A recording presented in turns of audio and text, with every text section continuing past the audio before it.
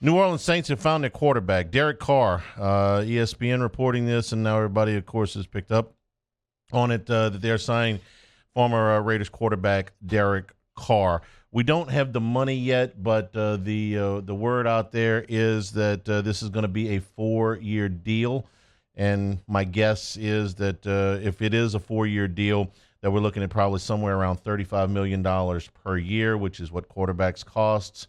You know, it's like going to buy a house. It's like, oh, I can't believe it costs that. That's what houses cost. Sorry, this is what quarterbacks cost. And probably somewhere around 60%, maybe as much as 2/3 or 70% of the contract probably will be guaranteed. How can the Saints afford this, you ask? Well, salary cap gymnastics are commonplace to the Saints. You're looking at a very, very large signing bonus that they can spread out over the course of the contract, probably some voidable years at the end of this thing to make the deal more palatable, and a very low base salary for the 2023 seasons. All right, so this has been going on for weeks now, so this is not a new topic. I've sort of talked about some of these things before, but it's reality now. So let's talk about what I like. And by the way, we did a whole podcast on this already. That's posted at 1045ESPN.com. I'm not covering all of the ground on the show that I do on the podcast, but I'm going to give you some of the highlights and some of the things that I think about this. Number one, what do we like about Derek Carr? Well, anybody that rates quarterbacks is probably going to have Derek Carr somewhere between, say, 10th and 15th, 16th in the league. So somewhere or in that. Well, we like to tier them 1 to 8, 9 to 16, and put it in quadrants for a 32-team league. Derek Carr is in just about anybody that evaluates quarterbacks in the second quadrant, meaning that there's somewhere in the vicinity of 12 to 15 guys on the planet that are better at this than he is, okay? So the scarcity of the position is not lost on me and shouldn't be lost on anybody that says the Saints should just go get somebody else. Because anybody that says, well, why are they going to sign Derek Carr? Derek Carr's not going to take him to the Super Bowl. Oy, if that was the only criteria for signing players, is this guy going to win us a Super Bowl, then 99% of the players in Saints history would have never been signed. This guy, based on what you can get, this guy is one of the best quarterbacks on the planet. One of the you can't name 15 guys that are better than him right now. Somebody might be. Hendon Hooker, might be a 10-time All-Pro. I don't know. Might be out of the league in 2 years. I'm going to give you a list of guys in a minute. It's tough to find a quarterback. So when you find somebody that has performed at a high level, and he's thrown for 4,000 yards in 4 of the last 5 years and would have done it last year if they wouldn't have parted ways before the last 2 games, has stayed healthy, has stayed durable, has had no off-the-field drama. As far as I know, he didn't lock himself in a dark room for 4 days and decide whether he wanted to still play football. You have none of that. You have a guy who – think about some of the question marks you have when you draft a quarterback, okay? Number one, does the guy want to be here? We've dealt with a little bit of that. I don't want to go there. Okay, well, obviously Derek Carr wants to go here because he had other options, and obviously the Saints want him. So they're not stuck with each other, all right? He's performed at a high level. He's got a better than 2-to-1 touchdown-to-interception ratio. Would I like him to throw fewer interceptions? Yes. Is he big enough? Does he have enough arm to make all the throws? We just went through the combine. They're watching these guys throw. How much does he weigh? How tall is he? How big are his hands? Okay, we don't have any of those questions with Derek Carr. Derek Carr is capable of doing everything you need to be a high-level starting quarterback in the NFL. And, yes, I'm aware he hasn't been to the Super Bowl, okay? Is he going to react really badly to getting a bunch of money? Man, you go give this guy a bunch of money and he's checked out. No, he's already made a bunch of money. So he's not going to go crazy on you.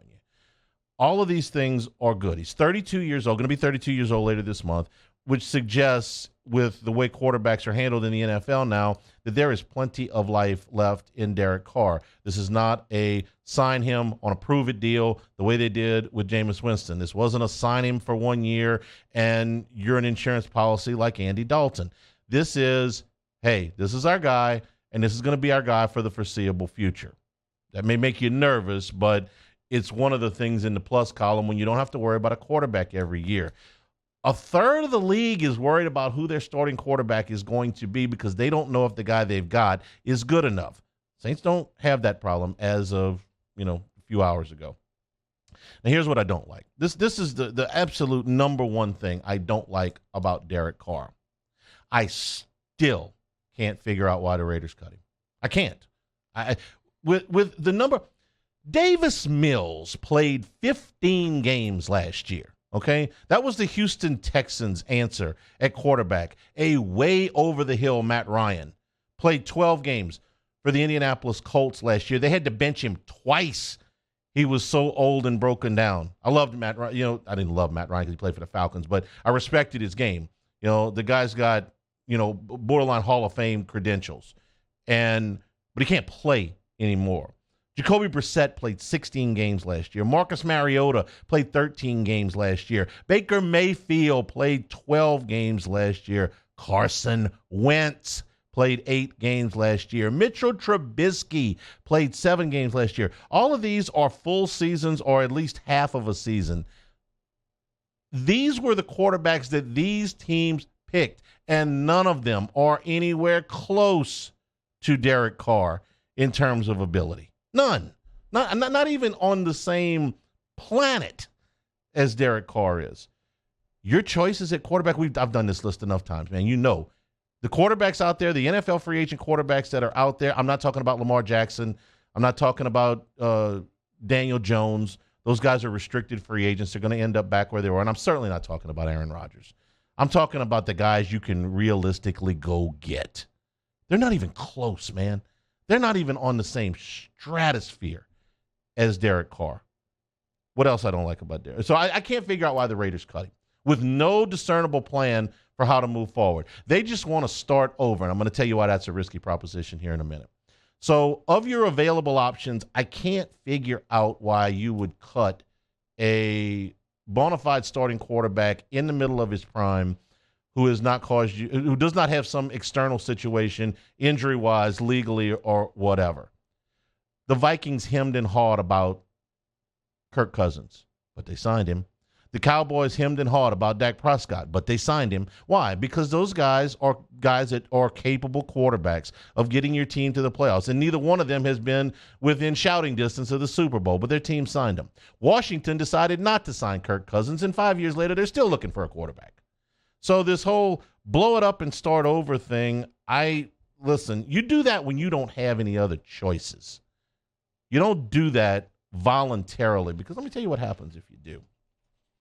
You go into the NFL, the NFL draft, and you talk about quarterbacks. I'm going to give you, in the last 5 drafts, I'm going to give you 10 quarterbacks that I consider to have a future in the league. I'm not even going to, I don't think I've got time to go through the list that have no shot to make it long-term in the NFL at a high level. So these are the 10 quarterbacks I picked out in the last 5 drafts. You two guys are going to be my sounding board here. So I want a thumbs up, thumbs down if you were willing to make a long-term commitment to any of these guys, all right? If you had to put the Derek Carr contract on the table today, for argument's sake, let's say this is 4 years, $140 million. Would you give that to Kenny Pickett? No, hasn't shown enough. I would not either. Would you give it to Trevor Lawrence? Yes. Absolutely. Would you give it to Justin Fields? Yes, I like Fields. I would not. Okay. Split decision on Fields. Would you give it to Joe Burrow? Yes. Yes. Justin Herbert? Yes. Yep. Jalen Hurts? Yes. I'm going to say no. Okay. Kyler Murray? No. No. Daniel Jones? No. Nope. Josh Allen? Yes. Yep. Lamar Jackson? No. No. Okay. We're at about 50-50. You split decision on Hurts. I'm thumbs up on Hurts. I would give him that deal. Philadelphia will give him a deal longer than that. I'm just using this contract. Lamar Jackson is worth that much money. His hang up is on whether or not these are going to be guaranteed dollars or not. Now, I left out a whole bunch of guys, all right, who went in the top round of the NFL draft, because that's what you're saying. Bring back Andy Dalton. Tank. Go get a top 10 pick next year. Okay. You might get Trevor Lawrence, but you might get Zach Wilson. Anybody giving Zach Wilson that money? 2 years, he's almost out of New York. What about Trey Lance? No. No. No. Now, maybe not all his fault, but The 49ers had to give up an enormous amount of draft capital just to get in position for him to get hurt. Mac Jones? No. No, not that much money. Put a bunch of money there. Tua Tagovailoa. The Dolphins have not extended that I don't even know fifth-year how long option. he's going to be playing. No. If I was guaranteed Tua was going to be on the field, then yeah. But how many games did he start and finish last year? A little bit better than half of them. They don't know. Jordan Love. No. Packers have had him sitting in mothballs for 3 years now. Still don't know. Aaron Rodgers emerged from the darkness, but we don't know if he saw a shadow or not. So it's 6 more months of purgatory for Jordan Love, right? What about Baker Mayfield? I think we've touched on that enough. He was the first pick in the draft. What about Sam Darnold? 3rd pick in the draft. What about Josh Rosen? 10th pick in the draft. I know, he's free, right? You might hit on a Lamar Jackson with the last pick in the first round, but the odds are against you, okay? The 10 guys I just gave you, all of them were first-round picks except for Hurts, and they represent about half of the quarterbacks that have gone in the first round in the last 5 years. You guys just told me that you'd only take half of these cats on a long-term deal. So your chances, if you get in position, and I don't know that the Saints, even with Andy Dalton as a quarterback next year, are in position to get a top 5 pick. The roster's not that bad. Even if you get that pick, your chances of drafting the next Joe Burrow or Trevor Lawrence, or you might get lucky with Jalen Hurts in the second round, but that's a rarity, man. That's the exception. It's not the rule. Derek Carr gives you a lot of known quantities, okay? Is it everything I want? No. I mean, am I throwing a party, to where, hey, listen, if the Bengals all of a sudden took leave of their senses and said, we'll trade you Joe Burrow for 10 first-round picks, I'd say here. And then we'd throw a party. It's not that. It's, I don't have a better solution to this. I don't have an available option to me that's better than this. I've gone through all of the lists 10 times. Everything else provides way more unknowns than Derek Carr does. And I tell you all that as a guy that, heard the news and went, okay, that's fine. I'm not over the moon, but I'm certainly not as despondent as some of the people that I've heard this morning that act like signing Derek Carr is going to be an anchor weight on the franchise. This guy will be a good quarterback. Will he be a great quarterback? Who can say? But this whole, well, you're not going to the Super Bowl with Derek Carr. First of all, I don't know that. The Raiders didn't, but the Raiders are dysfunctional, okay? I watched the Philadelphia Eagles not all that long ago win a Super Bowl with Nick Foles playing quarterback. Derek Carr's better than him. I watched the Baltimore Ravens win one with Joe Flacco. Carr's at least as good as he was when Flacco was in his prime. I watched the Buccaneers win one with Brad Johnson. I watched the Giants win one with Jeff Hostetler. Yes, all of those teams had excellent defenses. And yes, the Saints have a pretty good defense that needs to get better. But man, look, this is not the end of the franchise as we know it. This moved them forward today. Whether you think they overpaid or you think he's not good enough, the Saints are a better football team right now than they were 6 hours ago. They just are. One piece of national, I wanted to give you a bunch of national reaction, but as usual, I talked too long myself, so I just want to give you one. This was Colin Cowherd, just eyes outside of the situation. Colin Cowherd on the Derek Carr signing. The Saints? Defensive head coach Saints?